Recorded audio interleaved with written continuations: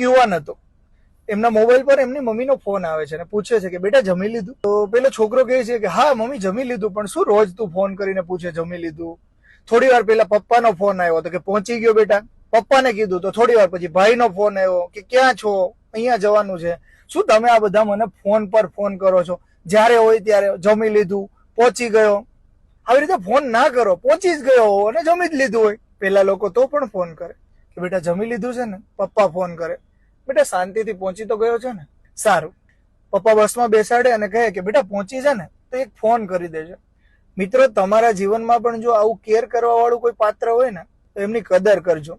એ પછી પપ્પા હોય, મમ્મી હોય કે ભાઈ હોય કે પત્ની હોય. કેમ કે ઘણા બધા લોકો એવા છે કે જેના નસીબમાં પ્રેમ નથી.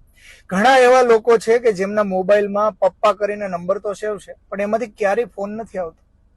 ઘણા લોકો એવા છે કે જેના મોબાઈલમાં મમ્મી કરીને નંબર તો સેવ છે પણ વર્ષો બાદ એમાં ક્યારેય રિંગ વાગી જ નથી શકી. માત્ર ને માત્ર રહે છે તો એ નંબરો સેવ જ રહે છે. જો તમારા જીવનમાં પણ આવા વ્યક્તિઓ હોય ને તો એમની કદર કરતા શીખજો. કેમ કે એ તમને મેન્ટલી ટોર્ચર નથી કરી રહ્યા, એ તમારી કેર કરી રહ્યા છે, એ તમારી સંભાળ રાખી રહ્યા છે. અને સંભાળ એ લોકો જ રાખે જે આપણા પોતાના હોય. અજાણ્યાને તો આપણાથી કોઈ મતલબ જ નથી કે આપણે શું કરીએ છીએ. તો મિત્રો, તમારા જીવનમાં જો આવા લોકો હોય ને તો એને સાચવી લેજો. કેમ કે એકવાર સમય જતો રહ્યો ને પછી ક્યારેય ફોન નહીં વાગે.